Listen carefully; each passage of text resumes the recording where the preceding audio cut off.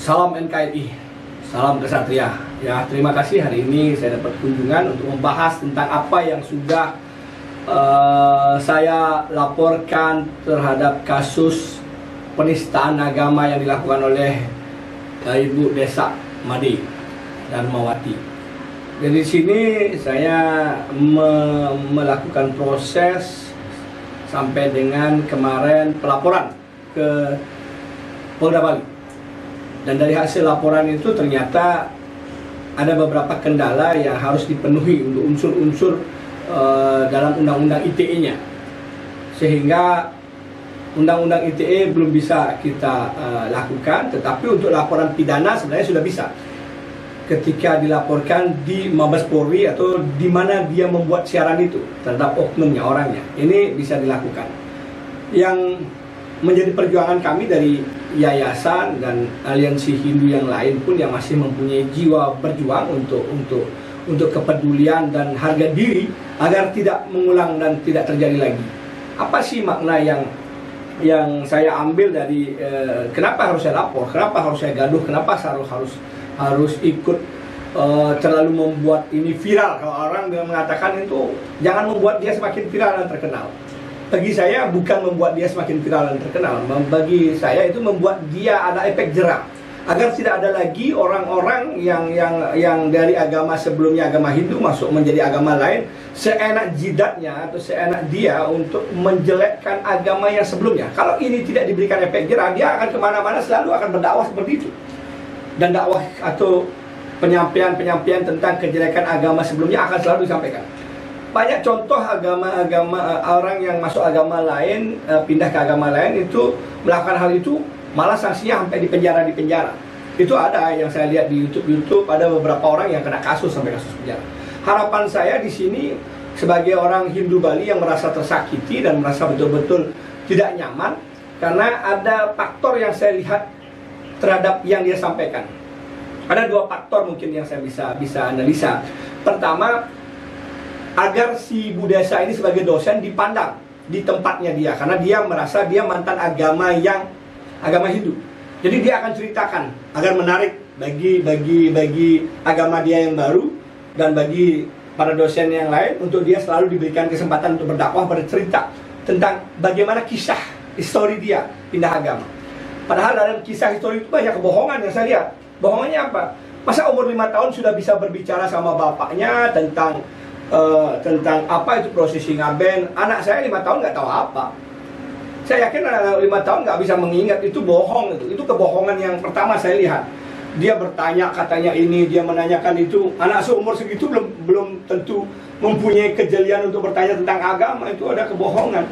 Coba para netizen mencermati. Masa umur 5 tahun bisa ingat? Saya aja umur 5 tahun nggak ingat. Saya bertanya pada teman-teman saya, ingat nggak kamu 5 tahun? Nggak ingat. Itu kebohongan yang pertama saya lihat. Dan faktor yang pertamanya adalah karena dia ingin naik publikasinya, dia lebih dikenal dan dia dipakai untuk sebagai pendakwah.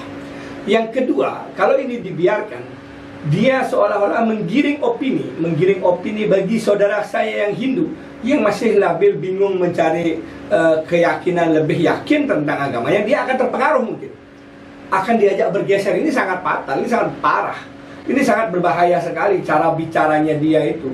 Ini yang harus sangat diantisipasi menurut analisa saya. Tentang yang kedua adalah dia mengalihkan untuk menarik orang yang beragama Hindu pindah ke agama yang dia baru anut. Itu sangat berbahaya sekali kalau kita nggak tanggapin. Kalau kita biarkan hanya dengan tidak menanggapi dia akan berbicara begitu di publik-publik yang lain. Kalau banyak orang dia viral sekarang, iya saya bilang dia viral, tapi ya viralnya dia banyak yang mencaci, banyak yang membuli. Dan saya yakin para tokoh agama Islam yang lain nggak akan mau juga memakai dia untuk berdakwah. Kenapa? Karena salah satu akan membuat hubungan tidak baik. Ketika ini dipakai, saya berarti melihat sesuatu yang tidak baik terjadi. Tapi ketika sekarang dengan viralnya ini, para tokoh-tokoh Islam itu akan tahu ini nggak bagus. Demi NKRI, demi persatuan bangsa dan demi Pancasila itu, orang ini nggak harus dipublikasikan lagi, harus di take down, harus dihilangkan dari jabatannya, dan tidak mempunyai fungsional untuk di kampusnya, sehingga dia membuat masalah kalau ini dibiarkan. Itu, dan saya juga melihat banyak tokoh-tokoh Hindu, tokoh-tokoh aliansi Hindu yang yang kayaknya kok tidak bersemangat karena ada sesuatu. Ada mengatakan ini kamuflase politik, ini pengalihan isu, dan ini mau merubah politik. Bagi saya apapun itu tidak masalah, karena kalau bagi saya jelas-jelas mendengarkan apa yang disampaikan. Ini penting. Kenapa baru dinaikkan? Mungkin baru dapat videonya, karena selama ini disembunyikan, selama ini nggak ada yang tahu. Nah, ketika sekarang inilah karmanya, sekarang naik dan sekarang dibahas. Jadi ini yang harus kita cermati dengan hati yang dingin, betul-betul dengan jenana, dengan perasaan bahwa kita ingin berbuat. Kan tidak harus kita main kasar, tidak harus kita melakukan tindakan yang brutal. Tapi dengan melaporkan polisi, dengan akhirnya banyak orang yang tahu ini salah, orang tidak senang, keluarganya pun yang di sini saya udah tahu keluarganya sudah dimintain data oleh aparat kepolisian, aslinya di mana, dia sekolahnya di mana, dulu bagaimana track recordnya dia waktu muda, sampai ada keluarga kakaknya katanya masih menjadi seorang pemangku. Itu udah kita dapat, orang Bali semua dapat. Bagaimana perasaan keluarganya, sangat kasihan sekali melihat akibat ulah kakaknya atau saudaranya atau adiknya ini yang tidak bisa dikasih tahu. Dan saya juga tidak percaya kalau kakaknya atau saudaranya yang di kampung ini tidak tahu nomor teleponnya, tidak pernah berhubungan. Itu juga saya bohong bagi saya. Jadi bagaimanapun hubungan darah itu tetap terjadi, pasti mereka ada komunikasi. Jadi kalau bisa ini disampaikan kepada keluarganya agar betul-betul dia menyadari untuk tidak mengulangi lagi. Dan harapan saya kepada siapapun nantinya, jangan pernah mengusik agama lain, apapun agamanya, karena kita mencintai persaudaraan, kita mencintai perdamaian. Ketika engkau mengatakan agamamu paling baik, silakanlah engkau ceritakan tentang agamamu, tapi jangan kau jelekkan agama lain. Itu sudah salah besar dan saya sangat tidak setuju. Kenapa saya harus bersuara, kenapa saya getol juga, bukan saya cari panggung atau cari tempat, enggak. Karena saya ingin membuktikan bahwa harus ada para kesatria, harus ada orang-orang yang peduli untuk berani bersuara. Jangan sampai kita diam, akhirnya besok ada lagi. Ini akan terus orang menghinakan kita. Di mana harga diri kita kepada leluhur kita? Bagaimana kita menjaga tanah Bali kita ketika leluhur kita melihat beliau pun para leluhur berjuang mati-matian mempertahankan tanah Bali-nya. Puputan pun mereka lakukan untuk menjaga tanah Bali-nya. Kenapa kita tidak mau melakukan untuk perjuangan hal yang positif? Dan inilah yang saya mau buat generasi muda yang nantinya generasi muda, anak-anak yang khususnya katanya saya dapat juga masukan. Ada yang main TikTok sering mempermasalahkan agama, kamu bagus, agama ini nggak bagus, tolong. Ini orang tua harus awasi. Jangan sampai ada bahasa yang anak-anaknya yang tidak dikontrol, akhirnya membuat TikTokan yang membuat agama lain merasa tersakiti. Karena anak-anak muda saya juga nggak tahu agama apa, saya anggap semua agama, agar jangan sampai itu terjadi. Ketika terjadi orang tua akan pusing. Dan bagi yang sudah dewasa, apalagi bergelar doktor, ini yang sudah kelewatan banget. Jadi doktornya saya yakin doktoran itu jadi semuanya pakai bayaran dan tidak betul-betul murni dari pengkajian yang betul-betul mengkaji ilmu untuk mendapatkan suatu gelar. Kenapa? Karena saya lihat dia gelar gelur. Jadi dia gelar gelur dan tidak memperlihatkan cermin seorang pendidik yang betul-betul menghargai dan menghormati semua agama. Karena pendidik itu harusnya bisa memberikan didikan yang baik dan edukasi yang baik. Saya yakin Pak Menteri pun akan tidak suka dengan orang pendidik seperti ini. Dan Dirjen Dimas Hindu saya juga saya harapkan untuk bersuara, PHDI, MDA, dan para tokoh-tokoh yang ada di pusat untuk mengirim utusannya melaporkan. Karena sesuai dengan apa yang saya dapatkan di Polda Bali, khususnya di Krimsus, ini hanya bisa laporkan pidana. Karena kalau di undang-undang ITE-nya, kita udah nggak dapat. Kenapa? Karena itu akun yang pertama menyebarkan sudah kehapus, take down, sudah hilang. Yang ada akunnya AWK. Nah ini bahaya juga ini. Jangan sampai kalau AWK nggak mau melaporkan, bisa jadi dia yang laporkan. Ini blunder jadinya. Karena dia menyebarkan, memviralkan. Jadi harus segera AWK itu melaporkan juga. Jadi saya harapkan para tokoh juga berjuang untuk ini, untuk memperjuangkan